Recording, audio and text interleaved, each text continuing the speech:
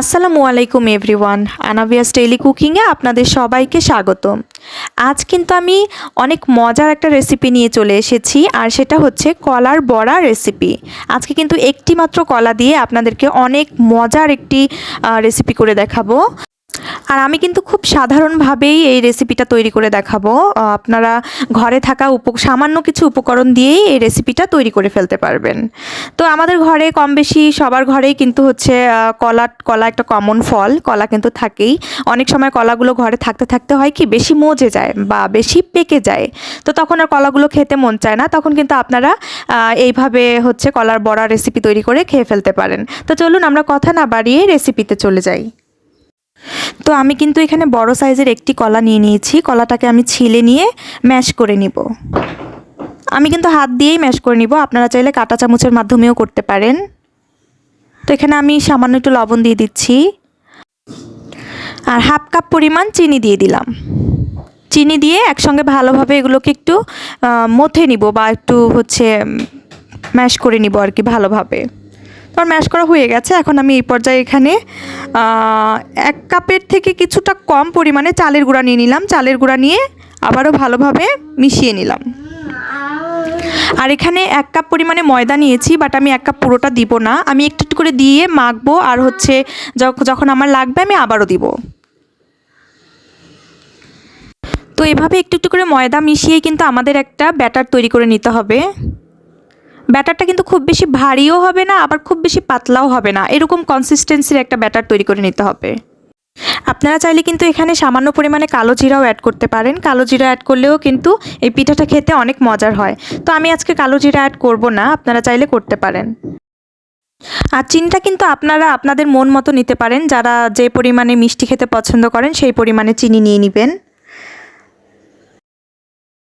আরও একটু ময়দা আমার লাগবে, এর জন্য এখানে আরেকটু ময়দা দিয়ে দিলাম। আর এখানে আমি নারিকেল কোড়ানো ইউজ করেছি। আপনারা নারিকেল কোড়ানোটা দেওয়ার চেষ্টা করবেন, নারিকেল কোড়ানোটা দিলে কিন্তু অনেক মজার হয় এই পিঠাটা খেতে। তো আমি নারিকেল কোড়ানো দিয়ে আরেকবার ভালোভাবে একটু ব্যাটারটাকে মিশিয়ে নিচ্ছি, সবগুলো একসঙ্গে মিশিয়ে নিচ্ছি। তো আপনারা দেখতেই পাচ্ছেন ব্যাটারটা আসলে কীরকম হবে। তো এই ব্যাটারটাকে হচ্ছে আমি 10 মিনিটের জন্য ঢাকনা দিয়ে কিছু সময়ের জন্য ঢেকে রাখবো।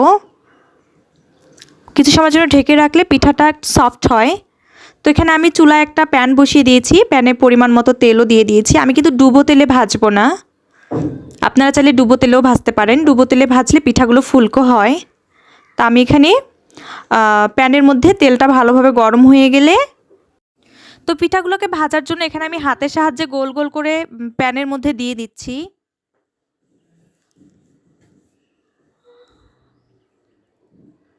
তো আমি প্রথমে যে পিঠাগুলো দিয়েছিলাম ওগুলো কালার চলে এসেছে, এর জন্য আমি ওগুলো উল্টিয়ে দিচ্ছি।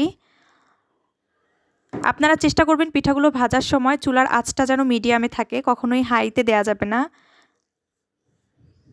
বেশি হাই হলে কিন্তু পিঠাতে কালার চলে আসবে, বাট ভিতরে পিঠাগুলো সিদ্ধ হবে না।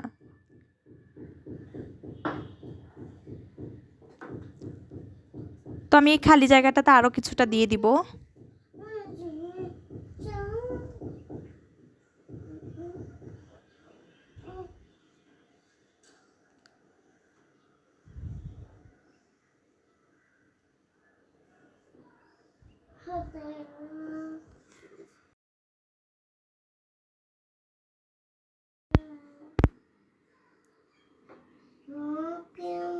তো এই তো আমি বাকি পিঠাগুলো এখন উল্টে দিব।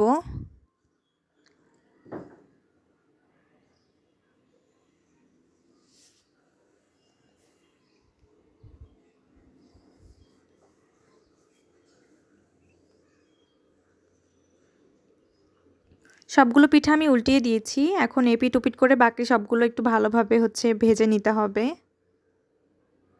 আমার কিছু কিছু পিঠা হয়ে গেছে, আগে পরে দেওয়ার কারণেই আসলে এরকম হয়েছে। তো যাই হোক, আমি পিঠাগুলোকে একসঙ্গে ভালোভাবে হচ্ছে ভেজে নিচ্ছি। যেগুলো হয়ে যাবে সেগুলো আমি আগেই উঠিয়ে নিব।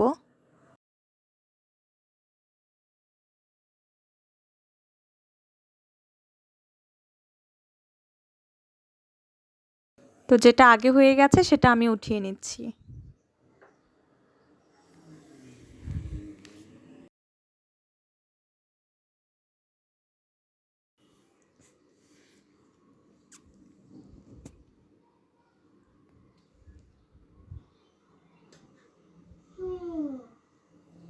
পিঠাগুলোর কালার যখন এরকম হয়ে যাবে তখন আমি সবগুলো পিঠাই উঠিয়ে নিব।